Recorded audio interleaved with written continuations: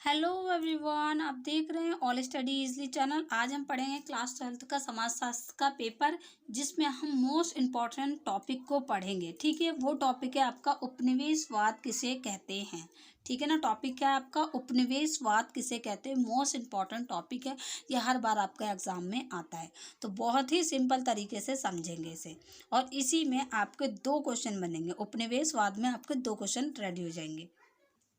तो देखिए, जब कोई शक्तिशाली देश किसी गरीब कमजोर राष्ट्र पर आर्थिक राजनीतिक रूप से अपना अधिकार कायम कर लेता है, तो उस कमजोर गरीब देश को उस शक्तिशाली देश का उपनिवेश कहा जाता है। ठीक है ना। अब देखिए, इसे सिंपल तरीके से समझिए। जब कोई शक्तिशाली देश, मान लीजिए ये एक शक्तिशाली देश है। ठीक है, ये क्या है, एक शक्तिशाली देश है। ठीक है, यहाँ पे यही कहा ना, जब कोई शक्तिशाली देश किसी, ठीक है ना, जब कोई शक्तिशाली देश किसी, और ये दूसरा देश है एक। ठीक है ना, ये शक्तिशाली देश है और ये है कमजोर देश। ठीक है ना, गरीब भी है, कमजोर भी है, आर्थिक रूप से भी ये कमजोर है।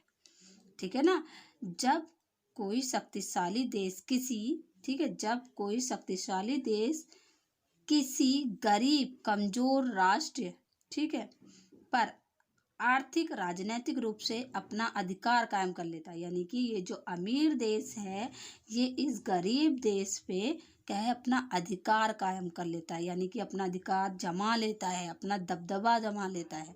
ठीक है ना, तो इसके पास क्योंकि बल है, यानी कि ये कमजोर नहीं है।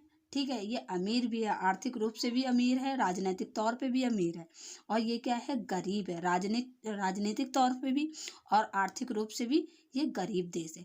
तो इस अमीर देश ने इस पे अपना दबदबा जमा लिया, यानी कि अपने अधिकार कायम कर लिए। तो उस कमजोर देश को, ठीक है ना, उस कमजोर और गरीब देश को उस शक्तिशाली, यानी कि इस शक्तिशाली देश का क्या कहते हैं, उपनिवेश कहा जाता है। और यहाँ पे हमसे क्वेश्चन पूछा है उपनिवेशवाद क्या है। ठीक है ना, तो जब ये अमीर देश इस पे जो अमीर देश है वो अपना दबदबा इस कमजोर देश पे अपना अधिकार जमा लेगा, तो ये आपका क्या कहलाएगा, उपनिवेश कहलाएगा। ठीक है ना, आपका दूसरा क्वेश्चन ये तैयार हो गया कि उपनिवेश किसे कहते हैं, आपका उपनिवेश भी पता चल गया। अब हम समझेंगे उपनिवेशवाद। ठीक है, और उपनिवेश बनाने की इस प्रक्रिया को उपनिवेशवाद कहा जाता है। अब क्या है, जो इससे बनेगी प्रक्रिया, उस प्रक्रिया को हम उपनिवेशवाद कहते हैं। ठीक है ना, देखिए बहुत सिंपल था ना, समझ में आया ना। अगर वीडियो आपको पसंद आ रही है तो प्लीज़ वीडियो को लाइक और सब्सक्राइब करते चलिए। ठीक है ना, आप मेरे चैनल पे पहली बार आए तो चैनल को सब्सक्राइब कर लीजिए, क्योंकि आपका एग्जाम आने वाले हैं तो मैं पेपर सॉल्व करा रही हूँ। आपको डेली नोटिफिकेशन चाहिए होगी तो आप बेल आइकन दबाइए मेरा चैनल का। ठीक है, तो आपको जब जब मैं कोई भी वीडियो अपलोड करूँगी तो उसका सबसे पहले नोटिफिकेशन आपको आएगा।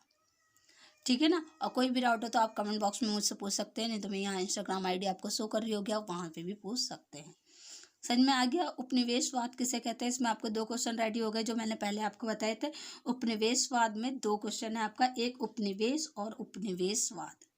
क्या है उपनिवेश, क्या है, जब कोई अमीर देश किसी गरीब देश पर अपना दबदबा, यानी कि अपना अधिकार जमा लेता है, उसी को हम उपनिवेश कहते हैं। इस प्रक्रिया में, ठीक है ना, इस प्रक्रिया में जो आपके कानून बनते हैं, यहाँ पे यही पूछा है, कहा गया है, और उपनिवेश बनाने की प्रक्रिया, यानी कि इसमें जो भी बनाने की प्रक्रिया होगी वो आपका उपनिवेशवाद कहलाएगा। ठीक है ना, आई होप आपको समझ में आया होगा। अगर मेरी वीडियो आपके लिए हेल्पफुल रही तो प्लीज़ मेरे चैनल को सब्सक्राइब कीजिए और बेल आइकन दबाना ना भूलें, और शेयर लाइक कमेंट करना भी ना भूलें। Thank you. अब हम नेक्स्ट वीडियो में मिलेंगे।